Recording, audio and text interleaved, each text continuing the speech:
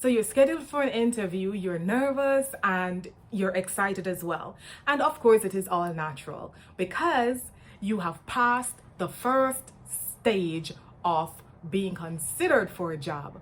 And congratulations. So today on Getting Hired, we will be discussing the number one question that most interviewers ask. And it is, tell me about yourself.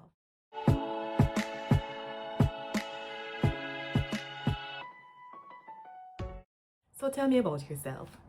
This question is one which is asked by most interviewers, and this is primarily because it is a great conversation starter as well as it allows the interviewee to market themselves.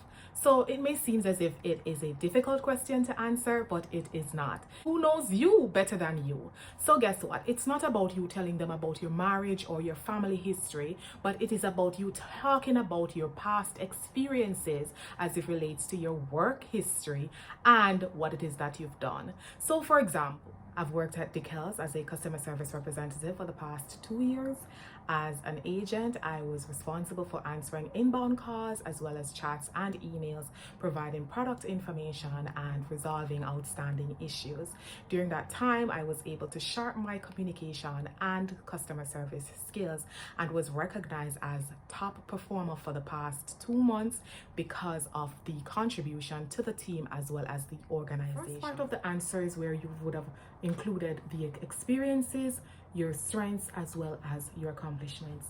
The second part of answering that question is to include what it is that you can do for the company, which is with him. What is in it for me? To include that in your answer, here's an example. I'm desirous of joining this organization because upon reviewing or researching, I would have discovered that this company recently started in 2015. And based on the projection, I can see how well established the organization is and the projection. I myself want to grow as well as I want to become a part of an organization that values their customers as well as their employees. I'm interested in growth. Now, with the skills and the experience that I would have gathered, I want to contribute as well to your value, and that value that was listed to show customer obsession is one that I pride myself in doing, as I've spoken before, with even becoming a top performer in providing excellent customer service where I go above and beyond the customer satisfaction. That is the value that I want to be a part of, and that the skill set that I have, I know for a fact that you will continue to have loyal customers as well as the company will continue to grow. So that is just one example of how you will be able to answer such a question. Now, in doing so, you need to research the background of the company. You want to ensure that you know exactly what it is that the company is doing and where the company is going, right? Additionally, you want to ensure that you're very confident when you're providing the responses, and in getting that confidence, it means that you are required to practice.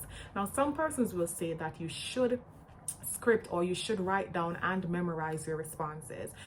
The shortfall of that is if you were to forget something that you wanted to say, it means that you're stuck. So I will encourage you to have structure. So you structure your answers in such a way that you know what you're going to speak about first and then what comes after. In doing so, it means that even if you were to be asked a question that you may have scripted and tried to memorize, if you have that structure, it means that you will not be at a standstill or stuck because you know what is going to come first, second, or third. Ensure that you're practicing. So if there's a family member that is at home that is willing to help you in asking the questions and you responding, that is something that will be very helpful, as well as you can stand before a mirror and practice your responses. Okay, so remember, be truthful in your answers. If you are fabricating something, it simply means that if you don't remember what it is that you said that you were able to do and you're asked to do that on the job, it means that you would not be the perfect fit. Additionally, you want to ensure that when you're speaking to the employer or the interviewer, you maintain eye contact. Why? Because you want to show that you are you're well interested in what it is that you're doing. You're listening to what it is that they're asking, and you are interested in the overall company itself. Now, additionally, if you may not have had any work experience or you've never worked in an organization before, now this is another way of answering that question. If you were only a school leaver or you just graduated from school, you can speak about your achievements in terms of your academics.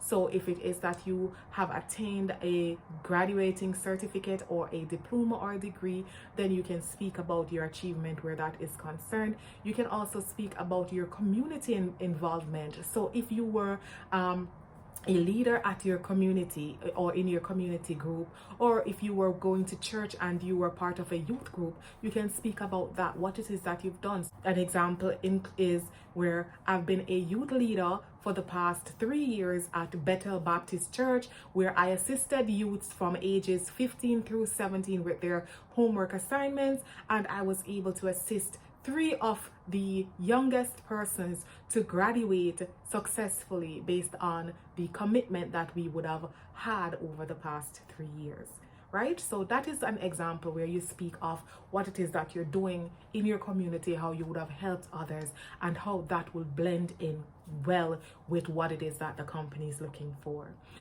Wish you all the best, guys. Thank you so much for joining me again, and have yourself a wonderful day. Bye.